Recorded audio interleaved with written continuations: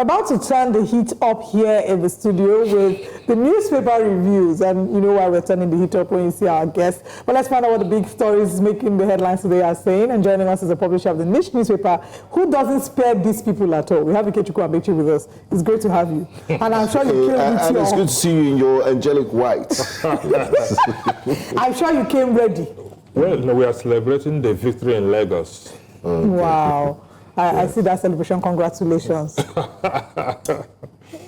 Okay.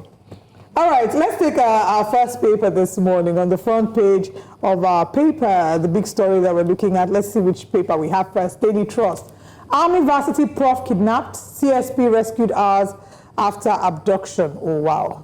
We also have here Obasa returns as Lagos Speaker 49 days after Mojisola Miranda having made history as first female speaker and shortest serving female speaker. Federal government gives nod to 11 new private universities. Victims recount ordeal as robbers attack church homes at Abuja suburb. How to practice healthy Ramadan fast. Again, Ramadan Kareem to our Muslim brothers. Price war rages as NNPC matches Dangote's. Aura for aura. I love it. And the goal is to go back to 65 naira per day. Keep on worrying with yourselves till we get back to 65 is that is unrealistic. Let's get to like 200 naira. Okay, Tomorrow Dangote should come and give us new price of 500 naira so that we'll start rushing. Match it, aura for aura. I love it so much. And I'm hoping that as the fuel price is coming down, cost of living is coming down, because that's what a number of people have been basing, this on. FEC approves 507 billion naira for Abuja Kaduna Zaria Kano Road. Rivers Assembly gives Fubara 48 hours to present budget. Two big stories here. Obasa, Fubara. Mr. Amaechi, choose which one you'd like to start with. Well, let's start with the Lagos story.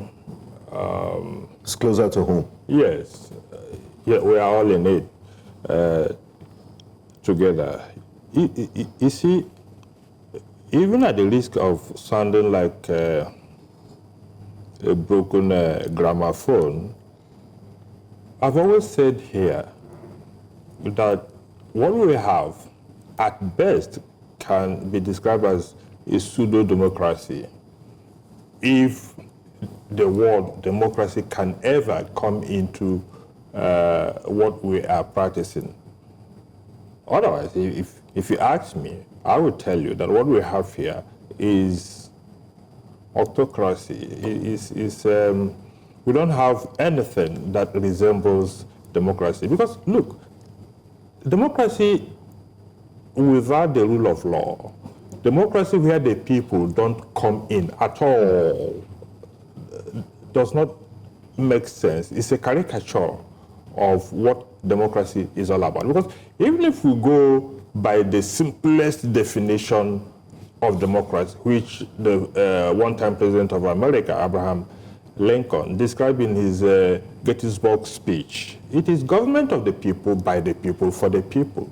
Now, I've always argued that the people element in what we call democracy is virtually non-existent. So what we have is a rule of strong men. It's like the mafia world. What we have now, people carving out fiefdoms for themselves. This man, you own this territory, and therefore nobody comes close. This man, you own this territory. So, and Nyesom Wike has carved out Rivers State for himself. President Bola Ahmed Tinubu carved out Lagos for himself since 1999. And even when he has gone to Abuja, he's not taking his eyes off the ball, and the ball is Lagos State. So, we come back to what happened yesterday. It was all obvious. When Obasa came back from his vacation in the United States after his impeachment, and he took his time, and after his meeting with the powers that be, and he started saying that he is still the speaker. And when you saw the drama that has been happening in the last 1 week, he will go to that place with a retinue of security officials from DSS to police. You ask yourself, who is Mudashiru Obasa? And how come that the man's security details are even more than that of the governor? Who controls the police? We only have one commander-in-chief of the armed forces of Nigeria, and that's the president. So who ordered that the police should be given to him? Who ordered that the DSS, even the military? And now, who ordered the removal of the security details of the woman who was speaker for 49 days? The police said they were auditing the police personnel attached to Miranda, and while you were auditing, you had to take away what was auditing and gave to the man who had supposedly been impeached. So there is nothing new. It is not about the people. The truth of the matter is that the powers that be did not... Mr. Amaechi, 1 second, please. Yeah. We have a phone call from Fumi from Lagos. Hello, good morning. Hello, Good morning. good morning. Yes, please go ahead with your comment. Yes, let me first of all say that I'm a bona fide citizen of Lagos State, an indigenous from Ikorodu, so I know what I'm talking about. Now, while I condemn in very strong terms what I would call the rascality of Obasa when he came back, it's good to go to court, but to now break in and all of that, I think that was unnecessary. However, all is well that ends well. Lagos is not River State, and we cannot allow Lagos to degenerate to the type of thing we have in River State. In politics, people must be ready to make sacrifice. When it is your turn to go off the line, be ready to absorb it. What about people who never held anything in the party? Even the House of Assembly members, we are not privy to the details of what happened. If Obasa had stayed this long, did Obasa padlock their mouths that they kept quiet this long? And for them to wait when he had traveled. Remember, if you recall, when they went to meet the president in Asoro, he told them that what they have done is a coup d'etat. He said it. However, I think they have the right to choose their leaders. However, if the party can mediate and make a peaceful way out of it so that it's a winner-winner situation, it's fine. I'm particularly saddened by the fact that this is March, the month of women, and our speaker is stepping down. But there's a greater step ahead of her in future, and I think she should be commended. Lagos can never be rivers. Let me say a word. In Yoruba, Alabanle, let me put it that way. Here, it is important that when elders intervene, we have to bury whatever is our grievances and let them have their way. Thank you very much. Thank you very much for that. There's so many issues. I want him to react to what she has said, Yes, because she did say that Lagos is not rivers, and I don't want to break put down. it in context. Yeah. Is this a democracy or a monarchy? I mean, we've always had people talk about deference to elders and all of that. And this spirit of Baba Sokwe and godfatherism, is it not inimical to democracy? Because democracy, like you mentioned, Abraham Lincoln's Gettysburg speech, is about the people. There was no single talk about the people, the same people that pay taxes. What happened to all the allegations of corruption against him? You know, we don't seem to know what we want in this country. And of course, when you hear people like Fumi talk the way they talk, I I don't bother again because, Benga, it is not worth it. It's not worth it. If people get the kind of government They deserve. they deserve. So if what has happened to Lagos yesterday is her idea of resolving political crisis, so be it. Nobody is quarreling. Well, it makes us better than River State. Exactly. So nobody is now quarreling. Let them continue with what they have defined as the idea of the homegrown democracy we have in Nigeria, but it doesn't get anybody anywhere. See, the people they said they resolved, all of them were in tears yesterday. You can't be crying if it is the speaker did her own crying some days back. All right. And yesterday, Elliot and Co. Elliot and Co. We are crying. We'll come back to talk about these tears, but let's also hear from another caller. I think we have a Dayo Kayode calling. Good morning. Please go ahead with your comment. Good morning. Good morning. How are you? Very well, thank you. Please go ahead. Good morning. Let me commend my friend Ike there. You see, I will submit all the happenings in our country today under institutional idiocy. How do I mean?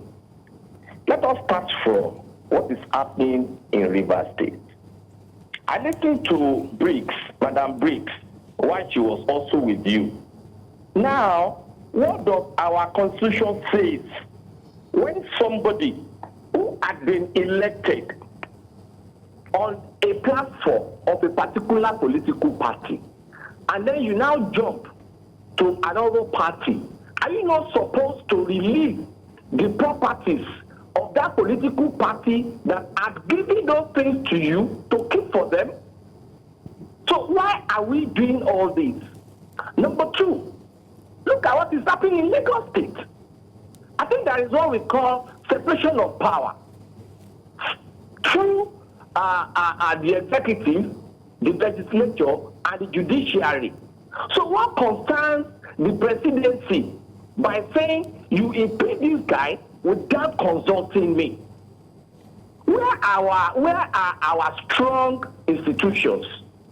If only the judiciary had been able to maintain the sanctity of our constitution as regards the camping from one party to the other when you are in an elected position.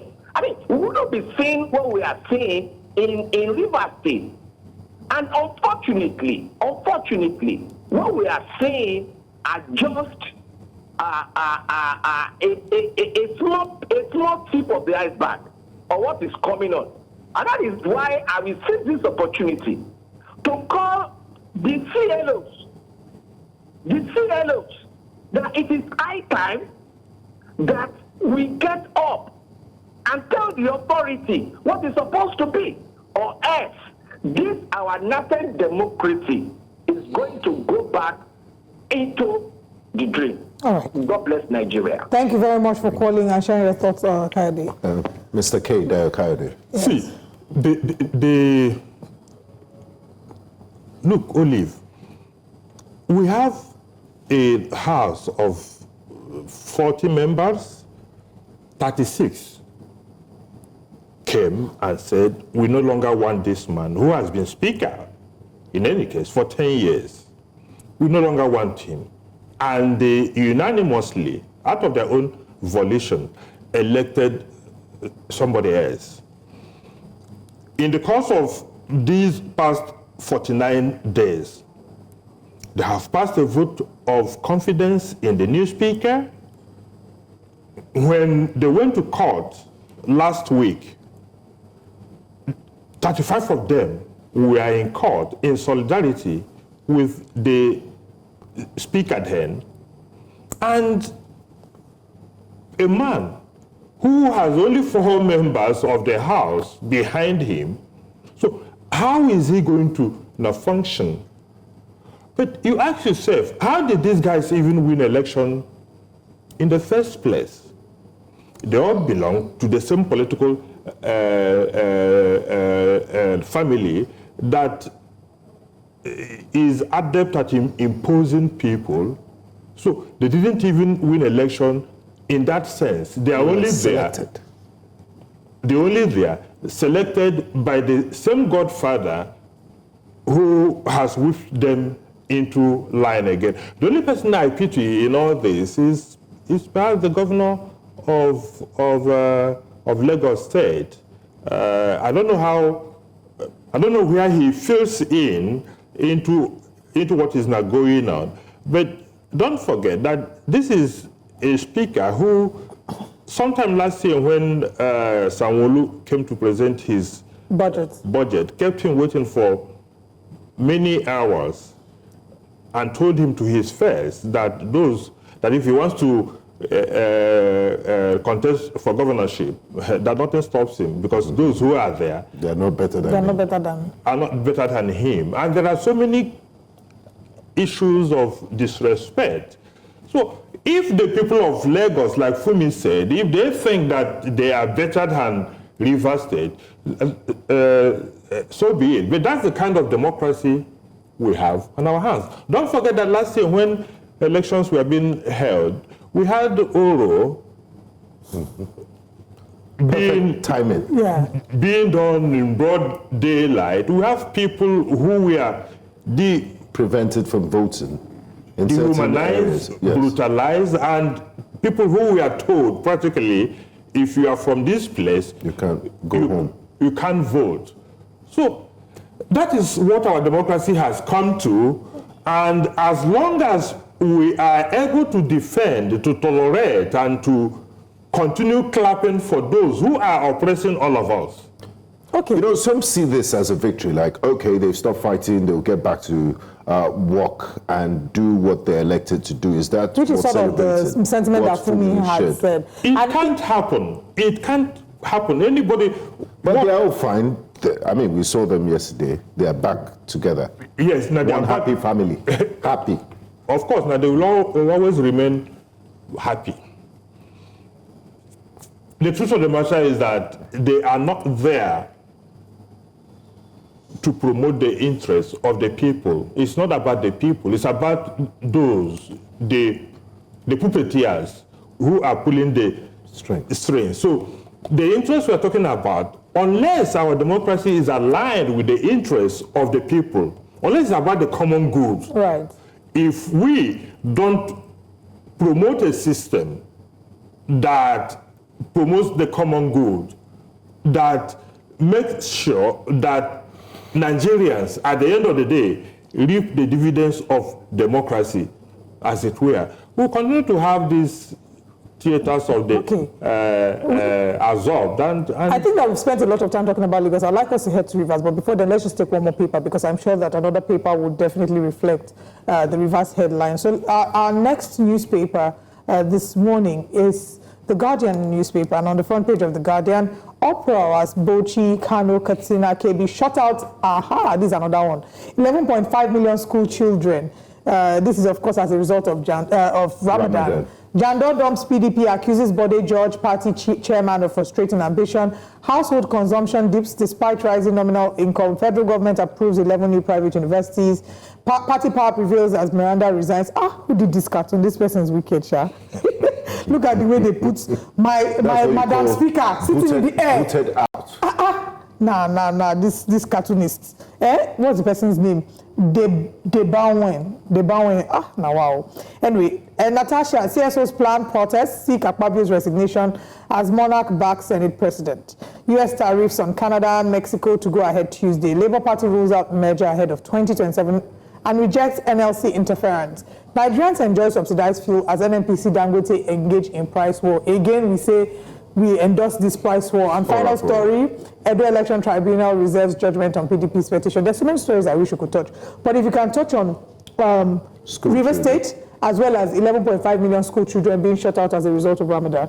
Well, there is nothing to talk about in Rivers State per se. It is this same... Like Lagos, like Rivers. Impunity. It's like Lagos, it's like Rivers. At the end of the day, you also ask yourself, in the election that took place in 2023, all these people who are... how did the elections go in Rivers State? We still have evidence of people, the BBC report, and all the reports that we have shows that the result that was declared by INEC is contrary to what actually transpired. So you see people who are put in office by powers that be, and they fall out with those powers that be. That is what is playing out in Rivers. Again, it has nothing to do with the people. So I don't want us to continue wasting time. It's either the people decide to own this democracy, or those who think it is their democracy, we continue to mess them up. It has nothing to do with the people.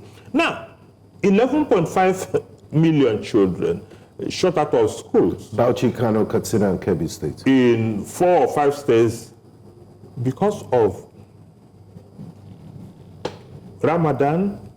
You are observing Ramadan and you are stopping children from going to school for as long as the Ramadan, and it is something that takes about 1 month. Yes. So you're going to shut them out of school, and you ask yourself, who did this to us?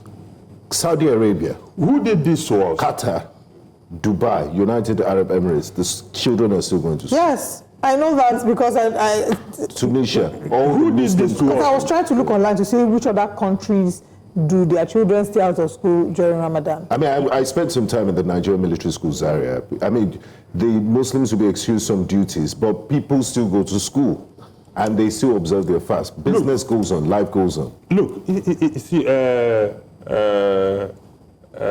Wenga, and these are the same states that claim to be educationally disadvantaged.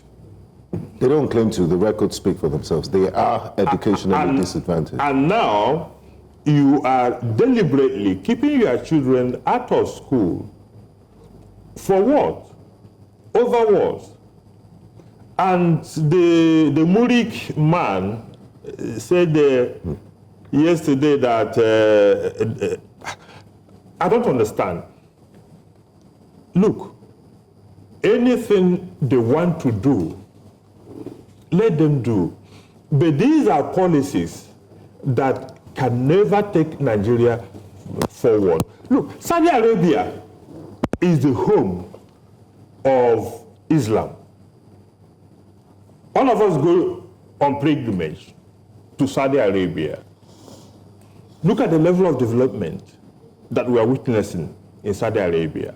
Even Iran, that declared itself an Islamic republic since 1979, children are going to school. Nigeria, that says it's a secular state, you are stopping your children. Tell me one advantage that stopping those children because of Ramadan, a religious observance that has been there. What sense does it make? Is it that Islam forbids children from going to school during Ramadan? It is the same thing we've heard about Sharia, about this, about that.